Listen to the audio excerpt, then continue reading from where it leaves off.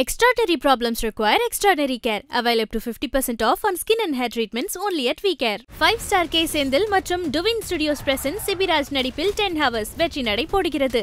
Oscar is always on right track. That is why Fast Track Taxi app உடனே download பண்ணுங்க.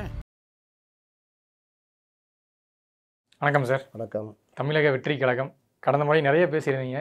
அதுக்கு பல்வேறு விமர்சனங்கள்லாம் வந்திருக்கு. இவர் வந்து ஏதோ ஒரு மோட்டிவோட பேசுகிறாரு, ஒரு நரேட்டிவ் செட் பண்ண பார்க்குறாரு.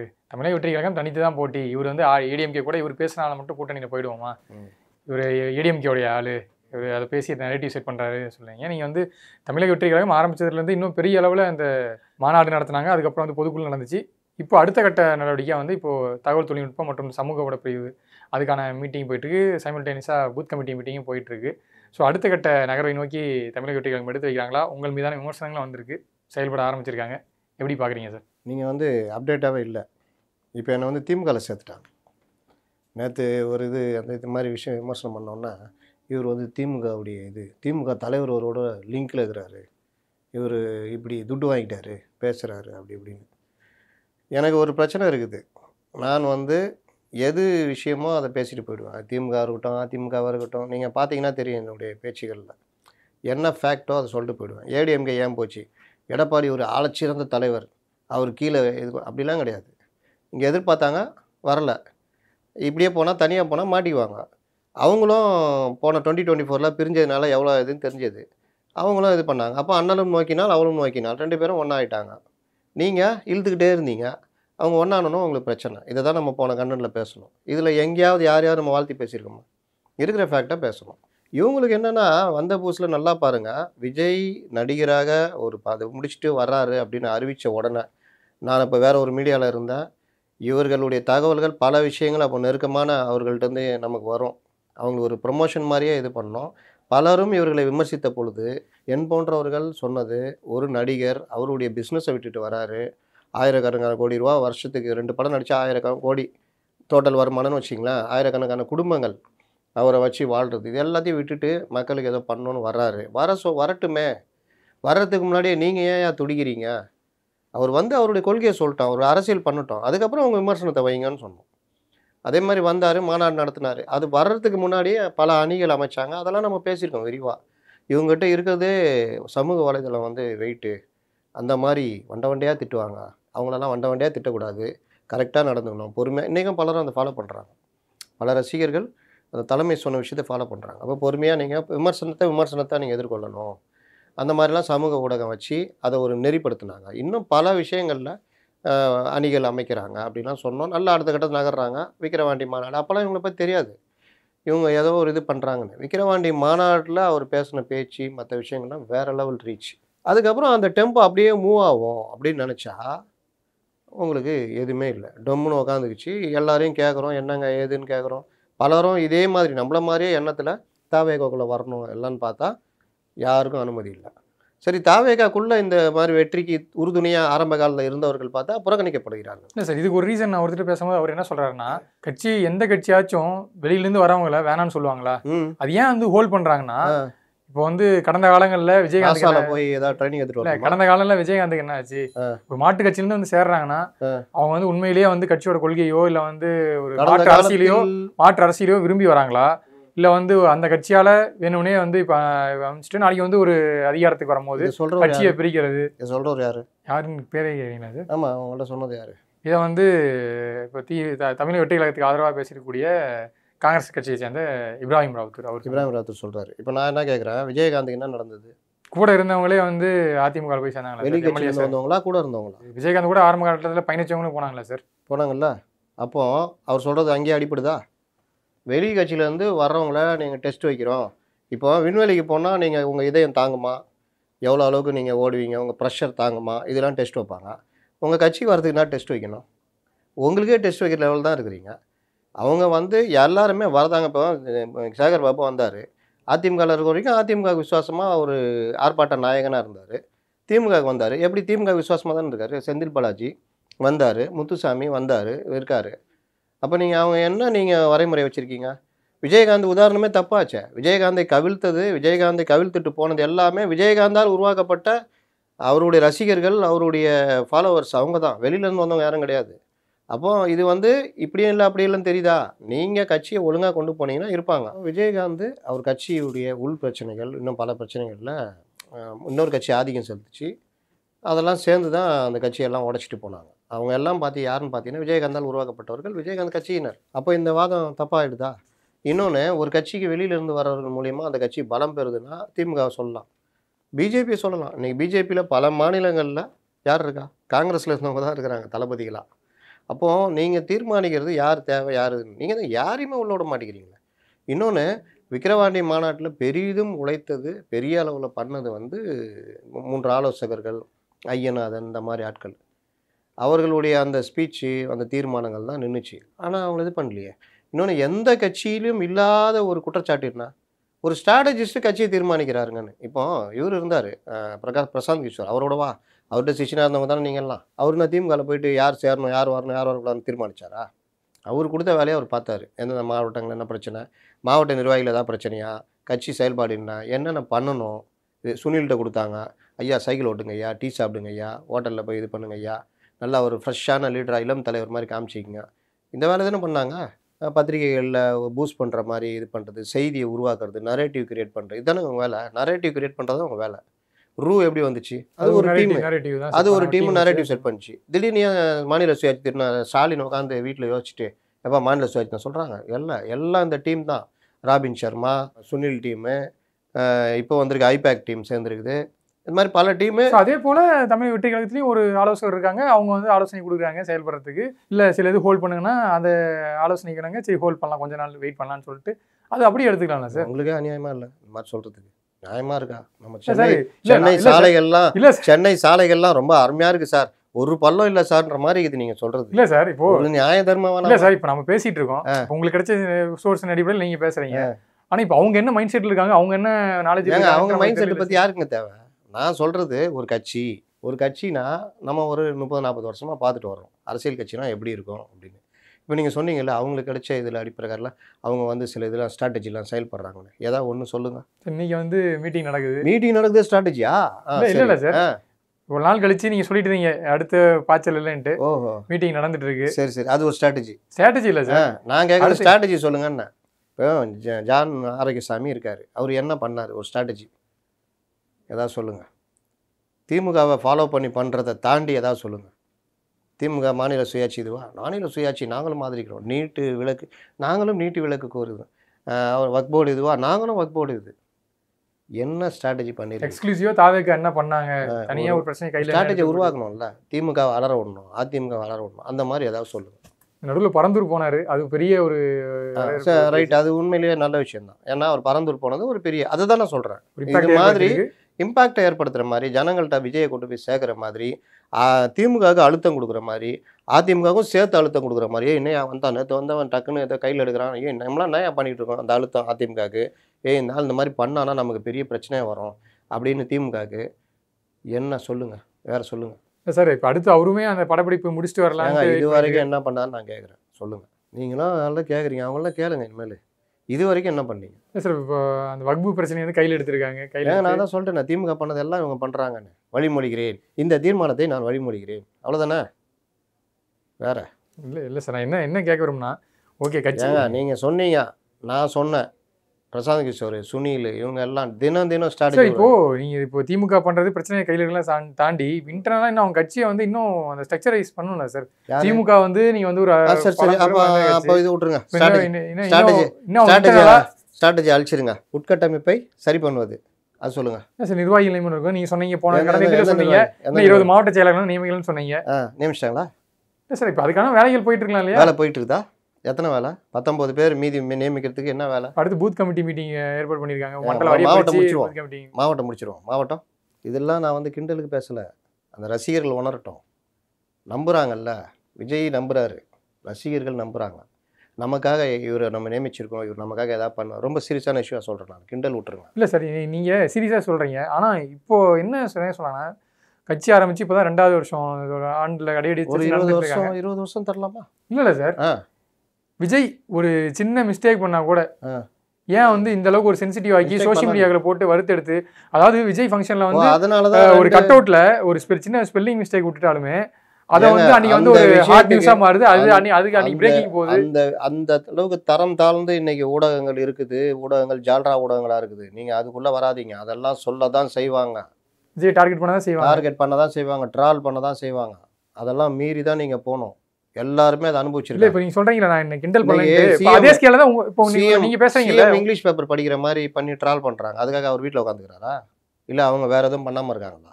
நீங்கள் அரசியலும் இப்போ நான் இருக்கிறேன் 7 தலைமுறை இழுத்து திட்டுறாங்க. அதுக்காக நான் வந்து எல்லா பிரபு வேணாங்க ஒரு பேட்டிக்கே இந்த இதுனா வேணா பிரபு நம்ம ஒரு 2 வருஷம் கழிச்சு வச்சுக்கலாம் பிரபு நான் சொல்கிறோம். இது வாட்டில் நடக்கும். நம்ம வாட்டு நம்ம நடக்கணும். நான் என்ன கேட்குறேன், சீரியஸாக கேட்குறேன், இந்த கட்சி செயல்பாடுகள் இந்த ட்ரால்லாம் விட்டுருங்க. அதெல்லாம் நடக்க தான் செய்யும். அப்போ அதுக்காக தான் 2 வருஷமாக மொல்லமாக குதிரை ஓட்டுனுங்கிறாங்களா? மூப்பனார் ஒரு கட்சி ஆரம்பித்தார் தெரியுமா? காங்கிரஸ் உடச்சு தமிழ் மாநில காங்கிரஸ் இப்படி ஆரம்பித்தார். இப்படி தேர்தல் நின்னாங்க. இப்படி ஒரு 40 எம்எல்ஏ ஜெயிச்சிட்டாங்க. இதுதான் யதார்த்தம். எம்ஜிஆரை துரத்தி விட்டாங்க. மறுநாள் பாயசம் கொண்டு வாங்கப்பா, எல்லாம் சாப்பிடுங்கப்பா, ஜாலியாக இருந்தப்பா பண்ணலாம், படம் கட்சி ஆரம்பித்தார். அடுத்து நடிச்சுக்கிட்டே அதுக்கப்புறம் ஒரு 6-8 படம் நடித்தார் எம்ஜிஆர். இதய வினை இதில் இருக்கும்போது நீக்கிறாங்க. நேற்று நாளை நடிக்கிறாரு, மீனவ நண்பன் நடிக்கிறாரு, உரிமை குரல் நடிக்கிறாரு, பல படங்கள் நடிச்சுக்கிட்டே இருக்கிறாரு. ஆட்சிக்கு வரும் பொழுதும் அவர் வந்து மதுரை மீட்டும் சுந்தரபாண்டியன் சொந்த படம் டைரக்ஷன் எல்லாமே அவரை தயாரிப்பு எல்லாம் எடுத்துக்கிட்டு இருக்காரு. அது ஒரு வரலாற்று படம். ஆட்சி தேர்தல் டைமில் இதெல்லாம் படம் ஒர்க்கும் நடந்துகிட்டு இருக்குது. இது ஒரு பக்கம் நடக்குது. ஜெயிச்சோன்னே டப்பிங் முடிக்கல, போய் முடிக்கிறதுக்காக போகிறாரு. இங்கே பிரச்சனை கிளப்பிட்டாங்க. இவர் முதலமைச்சர் ஆகிட்டார். நாங்கள் சினிமா நடிச்சுன்னு இருக்காரு. 2 படம் கையில் வச்சுருக்காரு. அண்ணா நீ என் தெய்வம், என் கேள்விக்கு என்ன பதில்னு. அதுக்கப்புறம் எல்லாரும் இது பண்ணோன்னா சரி படம் நடிக்கல, இந்த படத்தை டப்பிங் முடிச்சு கொடுத்தாரு. இந்த படத்தை டப்பிங் முடிச்சு கொடுத்தாரு. ஏங்க வேலை செய்யணுன்னா எப்படி வேணால் பண்ணலாங்க. நான் இப்போ சொல்கிறது வந்து விஜய் இல்லை, விஜய் தேர்ந்தெடுத்த அந்த நபர் என்ன பண்ணுறாங்க, அவங்களுக்கு வேறு என்ன வேலை. இப்போ நீங்கள் இருக்கீங்க, டெய்லியும் உங்களுக்கு என்ன வேலை? எனக்கு கண்டென்ட் ஃபாலோ பண்ணணும், என்ன நடக்குதுன்ட்டு இன்ட்ரெஸ்ட் கெஸ்ட்டு இது பண்ணணும், பேட்டி எடுக்கணும், அதுக்கப்புறம் ஒர்க்கு, அது தம்ப்நெயில் மற்ற விஷயங்கள் பார்த்து இது பண்ணணும். வீட்டுக்கு போயிடுறீங்க, மறுநாள் வர்றீங்க. என்னப்பா டெய்லி இதே வேலைன்னா இருக்கீங்க, உங்கள் ஒர்க்கை அதை பண்ணுறீங்க. இல்லை சார் நான் வந்து மாதிரி கொண்டு வரணுன்ட்டு இது பண்ணுறேன். அந்த வீடியோவில் பார்த்தீங்கன்னா நான் இது பண்ணிட்டாங்க, அதனால் நான் வந்து ரொம்ப யோசிக்கிறேன். நான் யோசிச்சுட்டு இருப்பீங்க. சரி தம்பி நீ வீட்லேயே உட்காந்து யோசிச்சுட்டு வேறு ஆளை போட்டுருவாங்க. கரெக்டா? இல்லை சார், நீங்கள் நான் 2 விதமாக கேள்வி கேட்குறேன். ஒன்று வந்து தமிழக வெற்றி கழகத்தில் செயல்பட தகுந்த ஆட்கள் இருந்து செயல்படாமல் வச்சுருக்காங்களா, இல்லை செயல்படாத ஆட்கள் தான் இருக்காங்களா? இதுக்கு போத்திக்கிட்டு படுத்துக்கிட்டானா 2 இருக்காங்க, 2 பேரும் இருக்காங்க.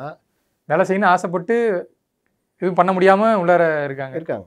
நீங்கள் ஒரு தலைமை இவர் வந்தால் எனக்கு பிரச்சனை, இவர் வந்தால் எனக்கு பிரச்சனை, இன்செக்யூரிட்டியில் இருந்தால் அங்கே தான் முதல் பிரச்சனை ஆரம்பிக்கும். இப்போ நீங்கள் உங்கள் நிறுவனத்தையே சொல்கிறேன். இப்போ நீங்கள் ஒரு ஹெட்டு, எப்பா நான் சொல்கிறேன், நான் தான் முதலாளி, பிரபு நீங்கள் இன்னும் ஒரு 2 பேரை எடுங்க, நல்லா நம்ம இதை எடுத்துகிட்டு போகணும். சினிமாவுக்கு ஒரு கண்டென்ட்டுக்கு ஒரு ஆள் எடுங்க, ஒரு ப்ரொடியூசர் போடுங்க, அதுக்கு பொலிட்டிக்கலாக பார்க்கறதுக்கு இன்னும் 2 பேர் எடுங்க, பண்ணுங்கள், இன்னும் 4 விஷுவல் எடிட்டர் போடுங்க, இன்னும் 2 கேமராமேன் போடுங்கன்னு. இவர் கேமரா ஹெட்டு, நீங்கள் இது மெயின் ஹெட்டு, நீங்கள் 2 பேர் என்ன முடிவு பண்ணுறீங்கன்னா, எவனையா உள்ளே விட்ட வச்சுக்க. அவர் பார்க்குறாரு, ஒருத்தனை எடுக்க சொல்கிறார், நல்லா ஃப்ரேம் வைக்கிறான், நல்லா பண்ணுறான், அவன் வந்தானா நம்மளை காலி பண்ணிட்டானா. நீங்கள் பார்க்குறீங்க ஒருத்தர் வரும்போது நல்லா ஸ்கிரிப்ட் அடிப்பேன் சார் அது பண்ணுவேன் சார், இவ்வளோ கான்டாக்ட் இருக்குது, இவ்வளோ பிஆர்ஓ கான்டாக்ட் இருக்குது, இவன் வந்தால் நம்மளை காலி பண்ணிட்டானா. இந்த இன்செக்யூரிட்டி நீங்கள் 2 பேரும் இருந்தீங்கன்னா அந்த கம்பெனிக்கு நல்ல ஆள் எடுப்பீங்களா? ஆளையே எடுக்க மாட்டீங்க. சார் என்னப்பா நேற்று வந்தார நல்லா தெரிஞ்ச மாதிரி சார், இல்லை சார் அவன் வந்து இந்த மாதிரி பிரச்சனை இருக்குது. ஓ அப்படியா, சரி ரைட்டு. அப்போ நல்ல ஆட்கள் கம்பெனிக்கு வரமாட்டாங்க. நல்ல தலைமைன்றது என்ன தெரியுமா? இப்போ நீங்கள் இருக்கீங்க, அந்த ஆளை எடுத்து அவருடைய திறமையை நிறுவனத்துக்கு பயன்படுத்துவது, முடிந்தால் உங்களுடைய ஐடியாக்களை அவருக்கு சொல்லுவது, இல்லாட்டி அவரை செயல்பட விடுவது, அதன் மூலியமாக மேலும் பல வீடியோக்கள் இது கொண்டு வருது. இதுதான் நல்ல தலைமை கணக்கு. சார் இந்த மாதிரி வந்திருக்காரு, நம்ம பண்ணால் நல்லா இது, நீங்கள் இன்னொரு 2 ஐடியா கொடுத்து பண்ணுறது. இதுதான். இதை விட்டு வந்தால் சிக்கல்னு கதை மூடி வச்சிட்டா வேணாம் சார், வேஸ்ட்டு சார், அவர் கேமராமேன் சார், ஃப்ரேமே வைக்க தெரியல சார், அவனுக்கு ஒன்றுமே லாய்க்கல சார்.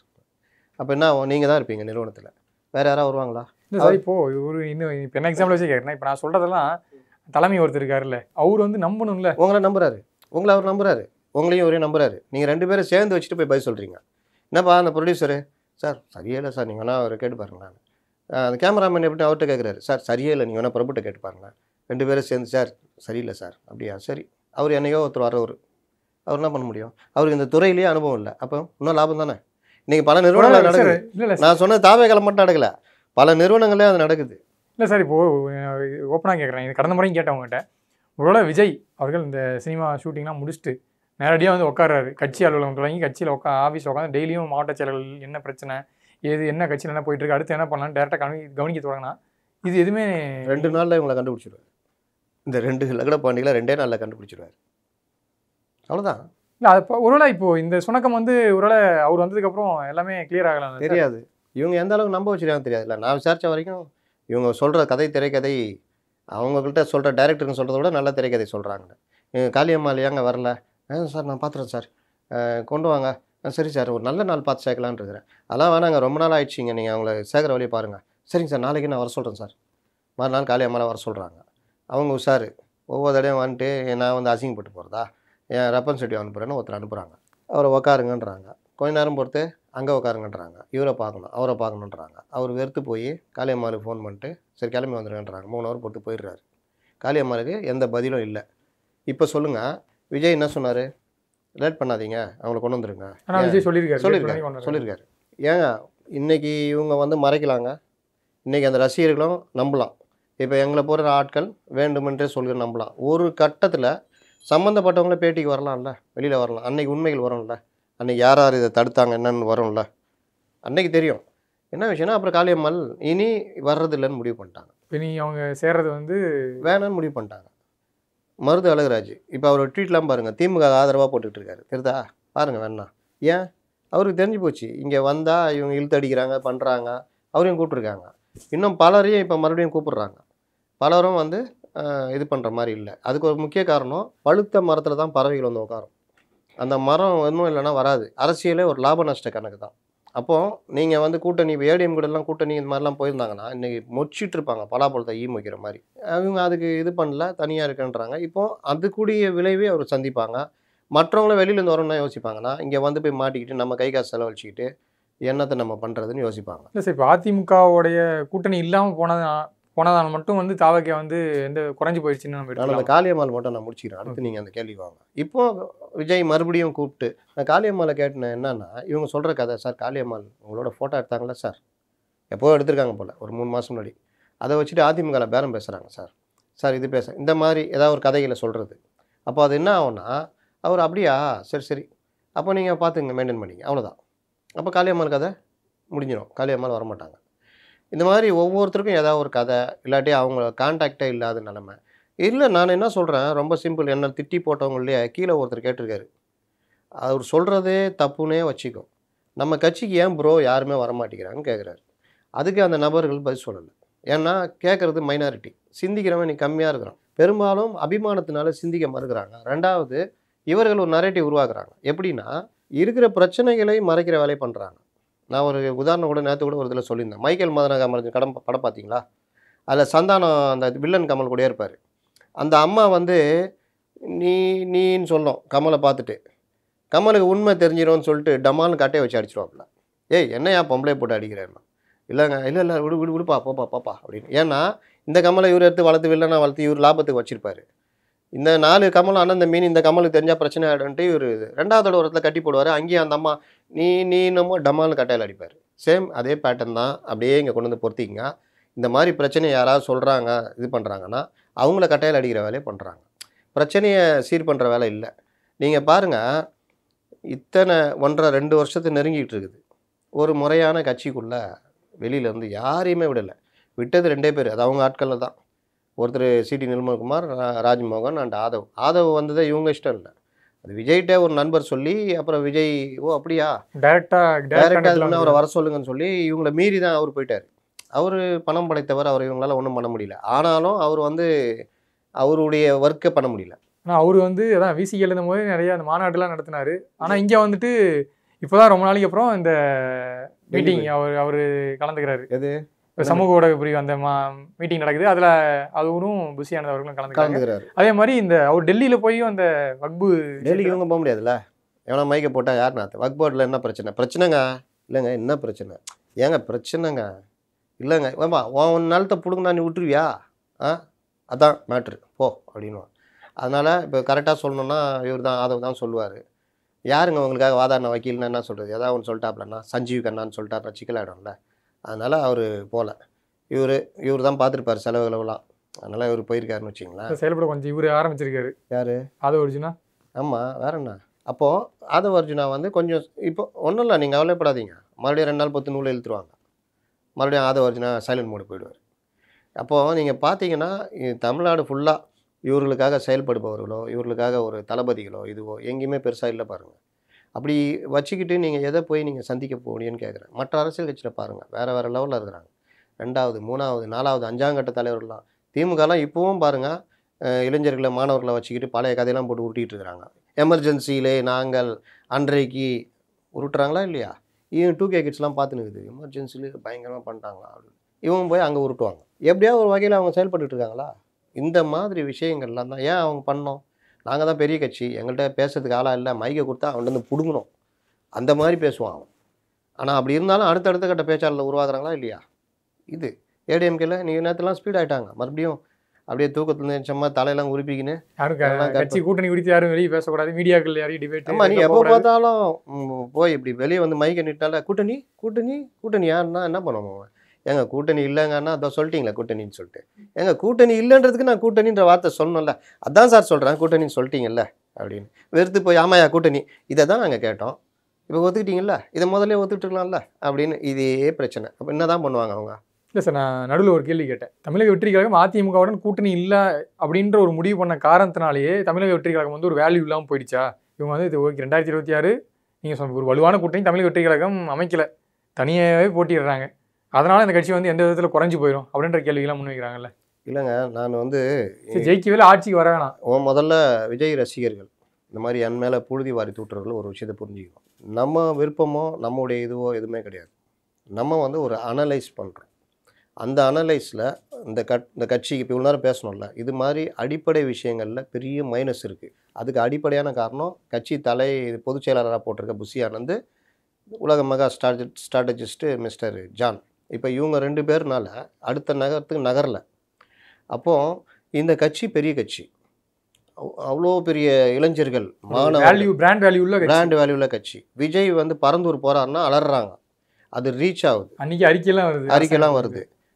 வேங்க அப்படின்னோடனே வேங்க வேல் சம்மந்தமான அறிக்கை வந்துடுது. அப்போ அவ்வளோ பயப்படுறாங்க. இப்தார் வந்து நடத்தி தொப்பி போட்டு கஞ்சி குடிச்சா எல்லாம் மெத்து வைக்கிறவன் போதக்காரன் அவனுக்கு எல்லாத்தையும் கூட்டு வந்துட்டாங்க அப்படின்னு அங்கே இருக்கிற ஒரு பாயை கூட்டு வந்து பத்வா விடுறாங்க. அந்த பாய் யாருன்னு பார்த்தா பாஜக பாய்.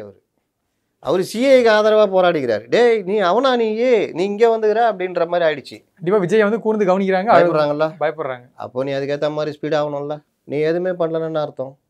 சூப்பர்மேன் மாதிரி கம்முன்னு, அதாவது அவருடைய பவர் அவருக்கு தெரியல. யானைக்கு காலில் சங்கிலி கட்டி போட்டிருப்பாங்க, அது சும்மா அப்படின்னாலும் அது அறுத்துக்கும், இல்லை பேத்துக்கிட்டு வந்துடும். ஆனால் அது என்ன நினச்சிட்டு இருக்கு தெரியுமா, நம்மளை கட்டி போட்டுக்கிறாங்க அப்படின்னு. இந்த ஜல்லிக்கட்டில் காலை பார்த்துக்கிறீங்களா, கைத்தை போடுப்பான்னுவாங்க. ஏன் கயிறை போட்டோன்னா சாப்பிட்டாயிடுவார் அவர், நம்மளை கட்டிட்டாங்க அவ்வளோதான் இனிமேல் நம்ம அப்படின்னு. கயிறை போடாத வரைக்கும் அந்த ஓனராக இருந்தாலும் தூக்கி போட்டு மெரிச்சிடும்.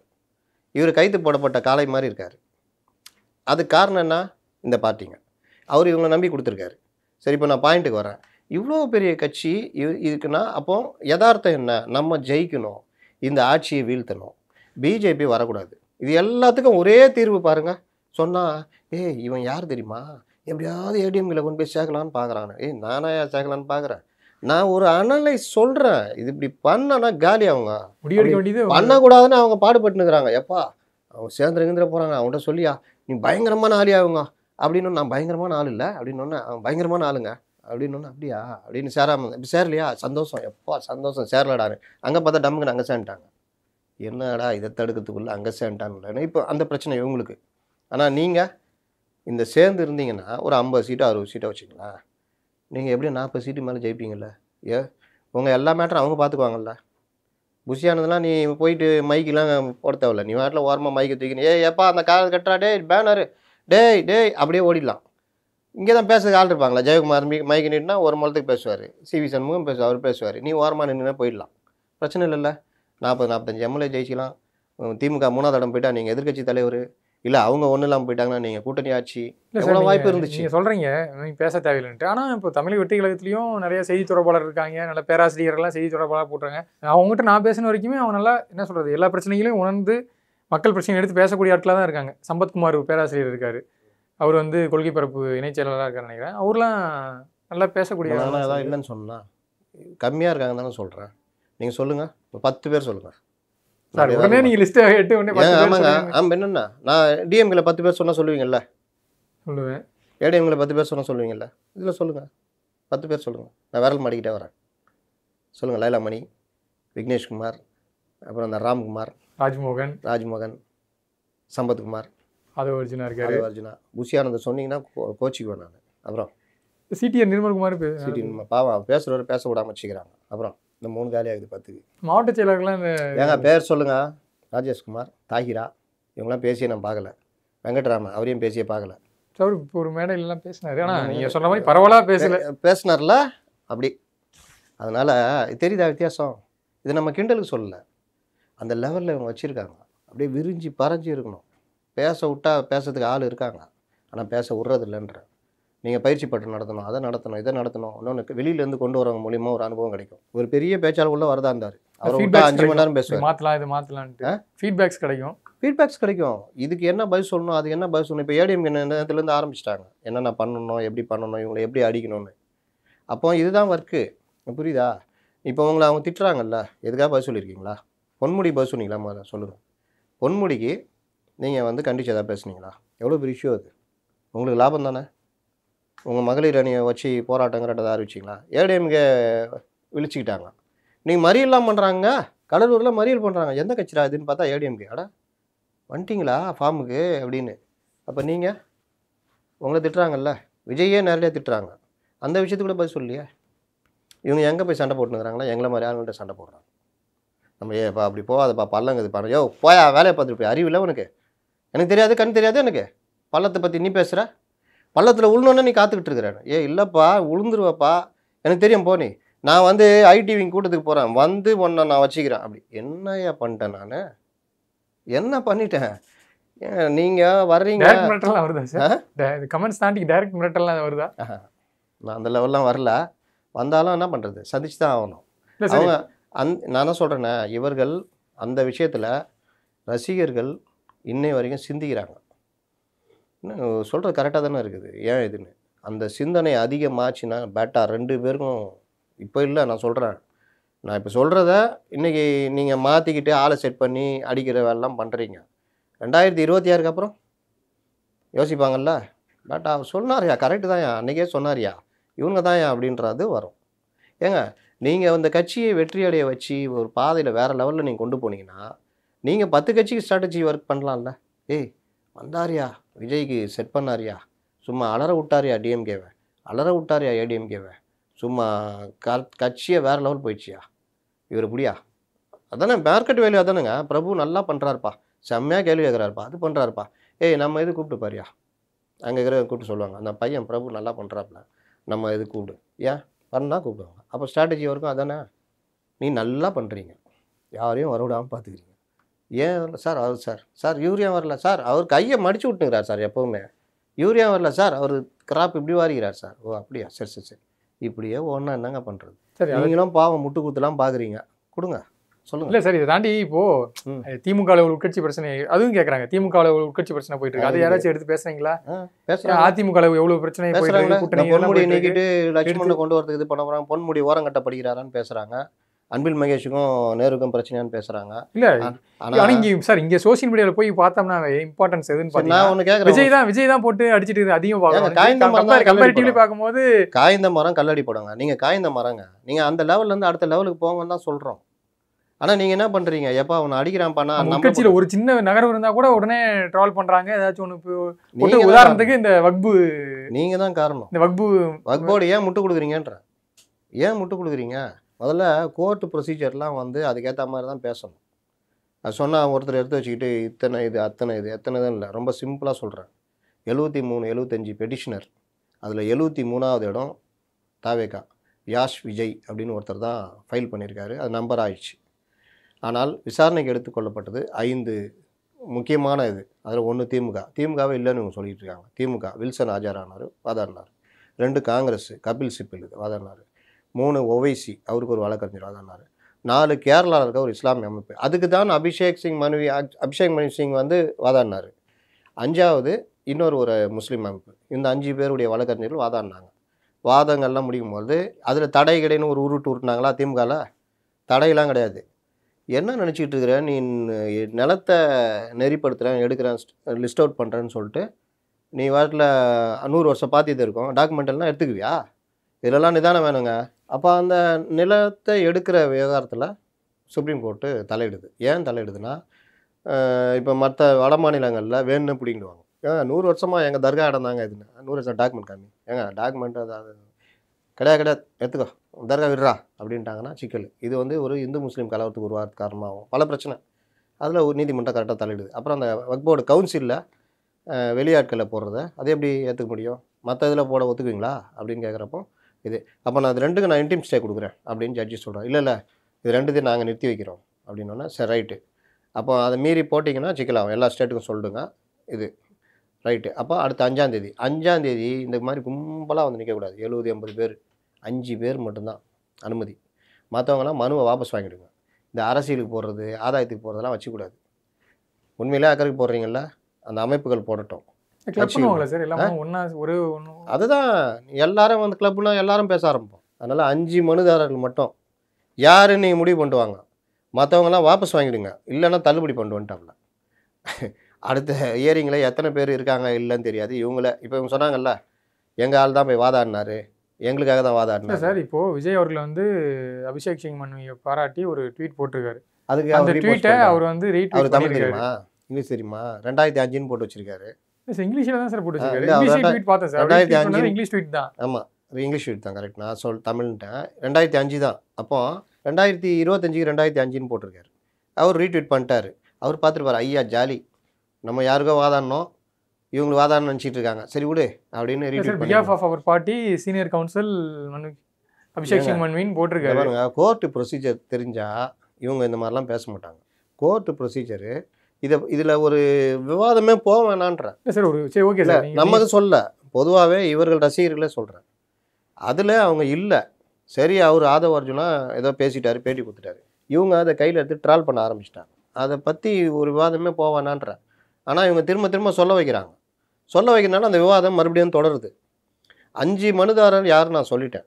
அந்த மனுதாரில் அபிஷேக் சிங்வி வந்து வாதாடினது இவங்களுக்கு இல்லை ஒரு இஸ்லாமிய அமைப்புக்குன்னு சொல்லிட்டேன். அதுக்கப்புறம் இவங்க தூக்கிட்டு வந்து அந்த இவர் இன்னொரு பத்திரிகையாளர் போட்டிருக்காரு 5 பேர் வாதாடினதுக்கு 73 பேருக்கும் வாதாடின மாதிரி தான் கணக்குன்னு. உண்மை தான் டெக்னிக்கலாக அது கரெக்டு. ஆனால் இங்கே என்னென்னா நீங்கள் எங்களுடைய இதுக்காக தான் எங்கள் கவுன்சில் வாதாடி தான் இதை வாங்கி கொடுத்தோன்னு சொல்கிறாங்கல்ல. அதில் இப்போ நீங்கள் திமுக சொந்தம் கொண்டாடுறதில்ல அதுக்கு இருக்குது. ஏன்னா அவர் வாதாடினார் நேரடியாக திமுகக்காக. இங்கே அது இல்லைன்னு எல்லாரும் பதிவு பண்ணுறாங்க. விடுவாங்களா? இல்லை அங்கே வந்து லிஸ்ட்டாக இருக்கிற கேஸில் வந்து அட்வொகேட் வந்து இவங்க தரப்பு அட்வொகேட் வேற ஒரு அட்வொகேட் பேர் இருக்குது. ஆனால் இவர் வந்து அவர் சீனியர் கவுன்சில்னு மென்ஷன் பண்ணுறாரு அபிஷேக் சிங் மன்வி. தாவேகாவுக்கு வந்து அவருமே வந்து இல்லை அவர் மென்ஷன் பண்ணது இன்னொரு கேரளாவில் இருக்க ஒரு இஸ்லாமிய அமைப்புக்கு. நீங்கள் எல்லாமே சார் ஒரு என்ன சொல்கிறது ஒரு கர்ட்டசிக்காக ஒரு தேங்க் பண்ணியிருக்கலாம் இல்லையா? அப்படி எடுத்துக்கலாம். பண்ணிருக்கலாம். நான் என்ன சொல்கிறேனுங்க இதுக்குள்ளே விவாதத்துக்கு போக வேணான்றேன். இது வெத்து விவாதம். அதையும் போட்டு ட்ரால் பண்ணி தமிழை வெற்றிகளை தப்பாக சொல்லிட்டாரு உடனே தப்பாக ட்வீட் கூட போட தெரியல தப்பாக இது பண்ணுறான்னு சொல்லிட்டு அது ஒரு விவாத பொருள் ஆக்குறாங்கல்ல. நான் தான் சொல்கிறேன்ல படுத்த மரம் உங்களை ஒவ்வொரு விஷயத்துலையும் ட்ரால் பண்ணுவாங்க. நீங்கள் அதில் போய் மாட்டிக்கிட்டீங்கன்னா அதுலேயே உங்களை எடுத்துகிட்டு போவாங்க. நீங்கள் அதை தான் சொல்கிறேன். நீங்கள் தப்பு பண்ணுறீங்க. இப்போ நான் ஒன்று போடுறேன் என்கிட்ட வந்து சண்டை போடுறது நல்ல விஷயமா போட்டிருப்பேன். இந்த மாதிரி விஷயம் பண்ணால் நல்லாயிருக்கும். காளியம்மாள் வரேன்னு சொன்னாங்க வரல 2 மணி வரைக்கும் அவங்களை இழுத்து அடிச்சுட்டு போகிறாங்கன்னு. இந்த விஷயம் ஏன் வெளியில் வருதுன்னு சம்மந்தப்பட்ட பாதிக்கப்படுறவங்க இருக்காங்கல்ல அவன் ஆள் செட் பண்ணி என்னை அடிப்பான். அதில் விஜய் ரசிகர் வந்து மாட்டிக்குவாங்க. ஆனால் இங்கே என்ன பிரச்சனை இவன் வேலை செய்யலை உன் கட்சிக்காக வேலை செய்யலை உன் கட்சியை ஏமாத்துறான் விஜயை அப்படின்னு நம்ம சொல்லும் பொழுது இவருடைய நியாயமான கோபம் எங்கே வரணும்? ஆமாம் இல்லை எதுவுமே நடக்கலைல்ல இவர் சொல்கிறதுல என்ன தப்பு இருக்குது அப்படின்ற கொஞ்சமாவது இது வரணும். ஆனால் இவர்கள் ஒரு பக்தியில் இருக்கிறாங்க. அதை இவர்கள் பயன்படுத்தி அடிக்கிறாங்க. இவரை கல்லால் அடித்து விடாதீர்கள் இவர் மேல் கோபம் கொள்ளாதீர்கள்ன்ற மாதிரி நம்மளை இது பண்ணுறோம். இவர் திமுக ஆள் திமுக ஆளாக நான் பேசல முக்கால்வாசி ஆளுங்கட்சிக்கு எதிராக தான் நான் பேசிக்கிட்டு இருக்கிறேன். நான் விமர்சனம் வைக்கலையா? நான் இல்லை ஏடிஎம் இல்லை அதிமுக இருந்து இவர் ஏதாச்சும் ஒரு பேமெண்ட் வருது வாங்கியிருக்காரு இது பண்ணுறேன். அதிமுக பேமெண்ட் வாங்குறாரு. உங்களே மாரி இன்னும் நான் கேள்விப்பட்டேன் சார். பிஜேபியிலேருந்து வருது அமித்ஷாலேருந்து வருது. இன்னும் ISIS இருக்குது உளவு அமைப்பு அங்கேருந்து வருது எல்லாம் வருது. ஆனால் நான் ஒரு ஓட்ட பைக்கை வச்சு ஓட்டின்னு இருக்கிறேன். ஒரு வாடகை வீட்டில் குடியிருக்கிறேன். அதாவது என்னை உளவுத்துறையும் மற்றவங்களும் என்னை பற்றி எடுக்கணும் மற்றது எடுக்கணும்னா ஈஸியாக எடுத்திருக்காங்க. என்னுடைய பேங்க் பேலன்ஸ் பார்த்துருக்காங்க. என் நிலைமையை பார்த்துருக்காங்க. இவர் இதுன்னு என்னை பேசுனாங்கல்ல அந்த டைமில் யாராவது நான் எங்கேயாவது பணம் வாங்கினேன் பெண் விவகாரம் ஏதாவது பேசியிருக்காங்களா? ஏன்னா எதுவுமே நீங்கள் இது பண்ணவே முடியாது. இன்னை வரைக்கும் நான் ஒரு பழைய 2011 பைக் வச்சு தான் ஓட்டிக்கிட்டு இருக்கேன். நான் காரில் என் கூட இருந்தவங்களாம் நீ கார் வச்சுக்கிட்டு ஃப்ளாட் வச்சுக்கிட்டு இருக்கிறான் என்னையா அப்படின்னு கீழ்பார்வை பார்த்துட்டு போகிறான். அந்த மாதிரி வாழ்க்கையும் வந்துச்சு. ஆனால் அது தேவையில்லை. ஒரு வருஷத்தில் முடிஞ்சிடும் அந்த கதை. 2026க்கு அப்புறம் இப்போ நீங்கள் திமுக ஆதரவாக நீ இறங்கி ஒரு பெரிய அண்டாவாக மாறினீர்கள் என்றால் வச்சுக்கோங்க. நல்ல வசதிலாம் பண்ணி தரலாம். அந்த வசதி நான் அனுபவிக்கலாம். ஆனால் 2026க்கு அப்புறம் க்ரெடிபிலிட்டி போயிடும். நீங்கள் ஒரு பத்திரிகையாளர்னா நீங்கள் பத்திரிகையாளர் நான் வந்து என்ன அடிப்படையில் நான் இடதுசாரி. நானே ஓப்பனாக சொல்கிறேன். 92லேருந்து 2004 வரைக்கும் நான் சிபிஎம்மில் இருந்தேன். ஃபுல் டைமராக என்னை எடுத்தாங்க. ஒரு கட்சியில் ஃபுல் டைமராக எடுக்கணும்னா அவ்வளோ சீக்கிரம் எடுக்க மாட்டாங்க. காரியவர்கர்த்தான்னு சொல்கிறாங்க. சிபிஎம்மில் ஃபுல் டைமராக எடுத்துறாங்க. ஃபுல் டைமராக எடுக்கிறதுனா எனக்கு கட்சி கொள்கை தெரியணும், பேச தெரியணும், நான் வந்து அந்த இதில் நடக்க தெரியணும், பல விஷயங்கள் இருக்குது அதில். அப்போது அந்த லெவலுக்கு வர்ற ஒரு ஆள் டைஃபியில் மாவட்ட நிர்வாகியாக இருக்கிற ஒரு ஆள், ஃப்ராக்ஷன் கமிட்டியில் பல இதில் இருக்கிற ஒரு ஆள் வெளியில் வந்துட்டு நான் என்ன சிபிஎம்முக்கு முட்டு கொடுத்துட்டா பேசிகிட்டு இருக்கிறேன். எப்போ பத்திரிகையாளர்னா அப்போ வெளியில் வந்துடணும். நம்ம கொள்கைகள் நம்ம சிந்தனைகள் எல்லாம் வேறு. இன்றைக்கி எல்லா கட்சியிலையும் எனக்கு நண்பர்கள் இருக்கிறாங்க. திமுகவில் இல்லையா, பாஜகவில் இல்லையா, எல்லாருமே நண்பர்கள் இருக்காங்க. அவங்களோட வாதம் பண்ணுறோம், எல்லாம் பண்ணுறோம். ஆனால் கருத்து இந்த மாதிரி விஷயங்கள் வரும்பொழுது அன்னைக்கு இஷ்யூ என்ன, அதில் என்ன பிரச்சனை அதை பேசுகிறோம். விஜய் ஆதரிக்கலையா அவர்கிட்ட நீங்கள் என்ன பேசுகிறீங்க? விஜய்கிட்ட வாங்கினேன்னு சொல்லியாண்ணா, தாவேகா சொம்பு தாவேகா இதாகிட்டு சொல்லியாண்ணா, அப்போலாம் இனிச்சது உங்களுக்கு. அதாவது என்னங்க நல்லா சூப்பருங்க ஒரு நாள் என்னங்க அந்த பேட்டி பார்த்தேன், கொஞ்சம் இதுவாக இருக்குது, இது கொஞ்சம் மாற்றிக்கங்க அப்படி இல்லாட்டி ஒரு கேமராமேன் ஏங்க நல்லா பண்ணுறீங்க, ஆனால் அந்த டைமில் லைட்டிங் மட்டும் கொஞ்சம் இதுவாக இருக்குது பார்த்துங்க சமீப காலமாக அப்படின்னா என்னையா நீ அப்படி இப்படின்னு கோவப்பட்டால் விமர்சனம் வைக்க தான் செய்வாங்க. நீங்கள் அந்த விமர்சனத்தை தாங்க முடியலன்னா யதார்த்தம் உங்களுக்கு கற்றுக் கொடுக்கணும், காலம் கற்றுக் கொடுக்கணும்ல. இப்போ 2026 தேர்தலில் தெரிஞ்சிடும்ல எந்த அளவுக்கு நம்ம இருக்கிறோம் அப்படின்னு. படிப்பான்னு அப்பாக்காரர் சொல்கிறாரு, திட்டிக்கினே இருப்பான். அப்போ பூமர் இவனுக்கு அறிவே இல்லை, எப்போ பார்த்தாலும் படின்றான் அப்படின்ட்டு. எக்ஸாம் போய் உட்காரும் போது தான் தெரியும் எல்லாம் வந்து ஒரு மாதிரியாக தலைகீழாக இருக்கும். அன்றைக்கே நைனா சொன்னார் படிக்க சொல்லி கேட்கல, பூமர்னு திட்டியிருந்தோம். இப்போ பார்த்தா நம்ம தான் பூமர், இது எல்லாமே தலைகீழ இருக்குது அப்படின்னு. படித்தவன் எழுதிக்கிட்டே இருப்பான். சார் எக்ஸ்ட்ரா ஷீட் எழுதிட்டு இருப்பான். இவனுக்கு அந்த 3 மணி நேரம் போகிறதே எப்படி இருக்கும் தெரியுமா? நீங்கள் படிக்காதவன் பரீட்சைக்கு போனது பார்த்துருக்கீங்களா? நரகமாக இருக்கும் அந்த 3 மணி நேரம். 3 நாள் மாதிரி இருக்கும். எப்படா பெல் அடிக்கும், எப்படா பேப்பர்னு. அதில் வேறு ஏதாவது கேட்டான்னா எழுதி வைப்பான். இது இப்போ தென்னை மரத்தை பற்றி சொல்லுங்கள். தென்னை மரம் உயரமாக வளரும், அது வந்து தேங்காய் அதில் இருக்கும், இப்படி எதையாவது ஒன்று. ஒருத்தன் மாடு பற்றி படிச்சுட்டு போனானா, அங்கே பார்த்தா மாடு பற்றி வரல, தென்னை மரத்தை பற்றி கேட்டாங்க. என்னடா பண்ணுறது? சார் தென்னை மரம் என்பது அப்படி இருக்கும் இப்படி இருக்கும், இப்படிப்பட்ட தென்னை மரத்தில் இந்த மாட்டை கட்டி வைக்கலாம் அப்படின்னு முடிச்சுட்டு வந்துட்டான். மாடை பற்றி எழுதியாச்சா? அந்த மாதிரி இது நீங்கள் உங்களை நாங்கள் விமர்சனம் பண்ணுறது உங்களுடைய இன்எஃபிஷியன்சியை. அதுக்கு காரணமானவர்கள் உங்களை கருவியாக பயன்படுத்தி எங்களை அடிக்கிறாங்க. அது வந்து எப்படி சரியாக இருக்கும்? நீங்கள் கொஞ்சம் உஷாராக இருங்க. ஏன் தனிப்பட்ட உள்நோக்கம் நான் சொன்னல அந்த அது கட்டையை வச்சு அடிக்கிறானே, என்னப்பா ஏன் பொம்பளை போட்டு அடி இல்லைப்பா அப்படின்னு அந்த சந்தான பாரதி வேலையை இங்கே பார்த்துக்கிட்டு இருக்கிறாங்க. அதனால் நீங்கள் இவ்வளோ நேரம் நம்ம பேசுனதுலேயே தெரியும் உங்களுக்கு எந்த அளவுக்கு பிரச்சனையை பாருங்க. அவங்க ஸ்பீட் ஆகிட்டாங்களா? ஏடிஎம்கே ரோட்டில் மறியல் பண்ணுற அளவுக்கு போயிட்டாங்களா? ஒரு இது ஃபார்ம் பண்ணிட்டாங்களா? அது வாட்டில் ஓடிட்டு இருக்குதா வண்டி ஓட ஆரம்பிச்சிச்சுல. அடுத்து நைனா டாட்சன் வந்து கூப்பிட்டு, இந்த டாட்சனில் இன்றைக்கி ஒரு டாட்சன் பிரச்சனை வந்துருக்குது. டேடி வேலைக்கு ஆக மாட்டேன், நான் கிளம்புறேன். ஏன்பா? அவன் சரியில்லை, அதனால் பிடிக்கல. என்னப்பா உனக்கு கம்பெனியில் எம்டி போஸ்ட்டே கொடுத்தேன், அந்த மாதிரி பண்ணுறியா? இல்லை டாடி அவன் சரியில்லை டாடி அப்படின்னா. சரி ராஜா நான் பார்த்துக்குறேன், அவனை வெளியே அனுப்புகிறேன், நீயே இருந்த ஒரே ஆள் பாவம் மல்லை சத்யா, இப்போ அவரையும் துரத்த போகிறாங்க. நல்ல வேலை, உண்மையிலே சொல்கிறேன், வளமான வாழ்வு காத்திருக்கிறது மல்லை சத்யாவிற்கு. எங்கேயாவது போய் நல்லா செட்டில் ஆகுங்க. இந்த டேடி சன் கட்சியில் இருந்துக்கிட்டு அவர் பாவம் அவர் கூட இருந்தவங்களாம் போயிட்டாங்க. அதே மாதிரி இன்னொருத்தர் இருக்கிறார் பார்த்தசாரதின்னு, விஜயகாந்த் உடைய தீவிர இது, எந்த பிரச்சனையிலையும் வெளியில் போகாது அவர் பார்த்தசாரதி. அவர் இப்போ ஏடிஎம் கூட சேர்ந்தாங்கன்னா அவர் ஒரு எம்எல்ஏ ஆவார், அவருக்கு அது பிரச்சனை இல்லை.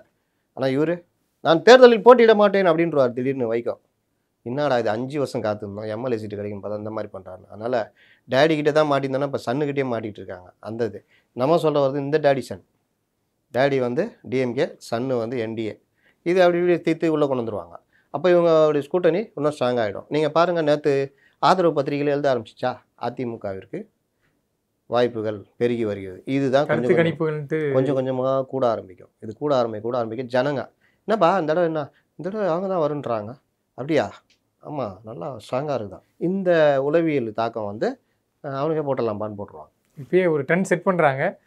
ட்ரெண்டு செட் பண்ணுறதில்ல, அது அப்படியே உருவாக ஆரம்பிச்சிடும். அதை தாண்டி ஒரு சில தகவல் எனக்கு கேள்விப்பட்டேன். அவ்வளோதான், விஜய் அவர்கள் வந்து இன்னொரு 20 நாள் தான் இருக்குது கால் ஷீட்டை முடிச்சுட்டு அடுத்து கட்ட பயணம் தான் ஃபுல் டைமாக கட்சிக்கு வரப்போகிறாருன்னு சொல்லியும் ஒரு தகவல் இருக்குது. அதை தொடர்ந்து இன்னும் இந்த இப்போது ஏடிஎம்கே வந்து இப்போ பிஜேபி கூட கூட்டணி போனாலும் இந்த சிறுபான்மை ஓட்டுகள்லாம் வந்து கண்டிப்பாக விஜய்க்கு விடும். அதே போல் இந்த எஸ்டிபிஐ விலகி இருக்காங்க. ஸோ அவங்களும் வந்து தாவேகா கூட நகரத்துக்கான வாய்ப்புகள் அதிகம் இருக்குன்றாங்க. ஸோ சொல்லுங்கள் சார் இந்த 2 விஷயங்களை பற்றி. இதை நான் 2-3 நாளாக பேசிகிட்டு இருக்கேன். சிறுபான்மை மக்கள் வாக்குகளை விஜய் பிரிப்பார். சிறுபான்மை மக்கள் வாக்குகள் நான் ட்வீட்டில் கூட போட்டிருக்கேன் பாருங்கள், நேற்று பேசின ஒரு இது கூட போட்டிருக்கேன். அந்த பதற்றம் தான் விஜய் மேலே பாயிறாங்க. வக்பு மசோதாவை ஏன் ட்ரோல் பண்ணுறாங்க? இவங்க அந்த விஷயத்தை தெரியல. இவங்க என்னம்மா சொல்லணும், ஏய் அதெல்லாம் பேசாத, உன் ஓட்டை நான் பிரிக்கிறேன் தானே இவ்வளோ துள்ளுற, என்ன இருந்தாலும் நாங்கள் தான் சிறுபான்மைக்கு நாங்கள் தான்னா அவன் யோசிச்சிருவான், ஆஹா பசங்க பாயிண்ட்டை பிடிக்கிறான்டான்னு. இவங்க என்ன பண்ணுறான், இங்கே பார், அது பார், இதே பார், அவர் தான் பேசினார், சிங்வி அவங்களுக்கு தான் பார், ரீட்வீட் பண்ணிக்கிறாப்ப, அதுக்குள்ளே போய் மாட்டிக்கிறாங்க. அப்போ இன்னும் ட்வீட் பண்ணுறாங்க, இன்னும் இது ஆர்எஸ்எஸ் ஆளுன்னு கொண்டு வந்தாங்களா, அப்போ அதை அடிக்கிற வேலையை பண்ணணும். இந்த வேலைலாம் பண்ணிங்கன்னா தான். ஏன் பண்ணுறாங்க இவங்க? சிறுபான்மை மக்களுடைய வாக்குகள் அந்த சைடே போகாது. ஐயா நமக்கு தான் அப்படின்ட்டு ஜாலியாக இருந்தாங்க. இப்போது விஜய் பங்கு போடுறாரு. நேற்று கூட ஒரு இதில் பேட்டியில் சொல்லியிருந்தேன். ஏன்னா நம்ம ஆளுங்க ஏதாவது கதை சொல்லி சொன்னால் தானே புரியும். சச்சின் படம் பார்த்தீங்களா? பார்க்கலன்னா ரீரிலீஸ் ஆகிக்குது, போய் பாருங்கள். அதில் ஹீரோயின் இருக்குதுல்ல, அது பின்னாடியே வடிவேல் சுற்றின்னு இருப்பார். என்ன நினச்சி சுற்றுவார், நமக்கு தான் ஜெனிலியான்னு சுற்றிட்டு இருப்பார். திடீர்னு யார் வருவா, விஜய் வந்தோன்னு என்ன ஆகும், ஜெனிலியா அங்கே கன்வெர்ட் ஆகிடும். சேம் அதே தான் வடிவேலு இந்த டீமு. ஜெனிலியா சிறுபான்மை வாக்கு, திடீர்னு வந்தவர் விஜய் தாவேகா, இப்போ இது இங்கே கன்வெர்ட் ஆகுது. அந்த பயத்தில் அவர் துடிக்கிறாங்க, விஜய் வந்து சிறுபான்மை மக்கள் வாக்கை பிரிச்சிருவார் அப்படின்னு. அதுக்காக என்ன விலை கொடுத்தாலும் செய்வாங்க. ஏன்னா என்டிஏ ஃபார்ம் ஆகிடுச்சுன்னா 39%, நீங்கள் 45%. உளவியல் தாக்கமாக ஒரு 10% வந்தால் கூட அவங்க வேறு லெவல் போயிடுவாங்க. அப்போது நீங்கள் உங்களுக்குன்னு இருக்கிற கோர் பேங்க் ஓட்டு வந்து சிறுபான்மை மக்கள், பட்டியலின மக்கள். ஏற்கனவே விக்கிரவாண்டியில் பார்த்தோம் விஜய்கிட்ட எங்கே வலிச்சு எடுத்துட்டாருன்னு. அப்போ அந்த சிறுபான்மை மக்கள் ஓட்டும் அங்கே போகாதுன்னு நினைக்கிற நேரத்தில் இங்கே போயிடுச்சுன்னா இவங்க இன்னும் பலகீனமாகிடுவாங்க. அந்த பயம் தான் விஜய் அடிக்கிறாங்க. அதை தாண்டி இந்த தகவல் சார், இது 20 நாளில் டேரெக்டாக வந்து உட்கார போகிறாருன்னு சொல்கிற ஒரு தகவல். வந்துட்டியான் ஜான் ஆரோக்கியசாமிகிட்ட கேட்க வேண்டிய கேள்வி ஏன்ட்ட கேட்குறீங்க? நான் விஜய் பிஏவா? நான் இப்படி தான் காத்திருந்து காத்திருந்து காலங்கள் போனது. அப்படி டிசம்பரில் சொன்னாங்க, ஜனவரியில் வந்துடுவார் தலைவர், அப்புறம் பிப்ரவரினாங்க, மார்ச்னாங்க, ஏப்ரல்னாங்க. நீங்கள் ஜூன்னு சொன்னீங்க. நான் சொல்லுங்க சார், நீங்கள் 2 இன்டர்வியூ முன்னாடி சொன்னீங்க சார். ஆதவர்ஜுனா சொன்னாருங்க, நான் வழக்கம் போல் இவங்கள மாதிரி நான் வழிமொழிஞ்சேன். ஜூனுக்கு அப்புறம் பாருங்கள் எங்கள் போராட்டமே வேறு மாதிரி இருக்குன்னாரு. அப்படின்னு என்ன அர்த்தம்? விஜய் வராரு, ஜூனுக்கு மேலே வராருன்னு நீங்கள் தான் சொல்கிறீங்க. இப்போ மே மாதம்னு எனக்கும் அதே மாதிரி ஒரு தகவல் வந்துச்சு, வழிமொழிக்கிறேன் சார். ஏங்க வந்தால் நல்லதானுங்க. அவர் வந்து அவரும் பிரச்சாரம் பண்ணாருன்னா யாருக்கு எதிராக பண்ணுவார்? கண்டிப்பாக நீங்கள் சொன்ன மாதிரி இந்த சுற்றுப்பயணம்லாம் மேற்கொண்டாங்கன்னா அது பரந்தூருக்கே இந்த இம்பாக்ட்னா சுற்றுப்பயணம் மேற்கொண்டா கண்டிப்பாக அது ஒரு இம்பாக்ட் ஏற்படுத்தும். ஆனால் நாங்கள் பண்ண மாட்டோமே. ஏன்னா இப்போ ஜெயலலிதாவுக்கு சுற்றுப்பயணமே அவங்க அவ்வளோ ஸ்பீடாக பண்ணுவாங்க. நம்ம செங்கோட்டை ரூட்டு போட்டு தருவார். அவங்க பார்த்தீங்கன்னா டிஎம்கே ஒரு தடவை அவருக்கு கலைஞர் இப்படி காலடி எடுத்து வைக்கிறதுக்குள்ள அவங்க சருன்னு இந்த கார்ட்டூனில் வர மாதிரி 3 தடவை போயிட்டு வந்துடுவாங்க. அந்த ஸ்பீடு அந்த இது தான் அவங்கள கொண்டு போய் சேர்த்துச்சு. நீங்கள் அந்த மாதிரி நீங்கள் பண்ணணும். இப்போ இவர் கிளம்பிடுவார், அடுத்து ஸ்டாலின் கிளம்பிடுவார், உதயநிதி கிளம்பிடுவார். அந்தந்த மாவட்டத்தில் அவங்க இருக்காங்க. இது இங்கே சிவி சண்முகம் பார்த்துக்குவார், கேபி முன்சாமி பார்த்துக்குவார், அங்கே இவர் பார்த்துக்குவார். இதுக்குள்ளே எடப்பாடி கிளம்பெல்லாம் பண்ணுவார். உங்களுக்கு நீங்கள் ஒரு ஆள் தான். இல்லை ஆதவர்ஜுனா போகும்போது எதாவது பிடிச்சி இழுத்து வச்சுருவாங்க, அவங்க போடாமல் பண்ணுவாங்க. அப்போ நீங்கள் பாருங்கள், இது எல்லாமே தேர்தல் எதிரொலிக்கும். விஜய் ஒருத்தர் 234 தொகுதி போக முடியுமா? ஸ்டாலின் ஒருத்தரை போக முடியுமா? போக முடியாது. 4 மண்டலத்தில் போட்டு கூட்டம் நடத்துவார். அதே மாதிரி அவர் எடப்பாடி போவார்ல, மற்றவங்க அந்தந்த மாவட்டத்தில் பார்த்துக்குவாங்க. இவருக்கு இந்த சிக்கல் வரும். கண்டிப்பாக சரிங்க. நம்ம பேசுனதெல்லாம் வந்து பாசிபிளாக நாட் பாசிபிளானு கண்டிப்பாக பொறுத்திருந்து பார்க்கலாம். நேரம் ஒதுக்கி பல கேள்விகளுக்கு பதிலளிச்சிங்க. நேரத்துக்கு நன்றி sir. Extraordinary problems require extraordinary care. Avail up to 50% off on skin and hair treatments only at VCare. 5-star K Senthil மற்றும் Duvin Studios presents சிபிராஜ் நடிப்பில் 10 Hours வெற்றி நடை போடுகிறது. Oscar is always on right track. That is why Fast Track Taxi app உடனே download பண்ணுங்க.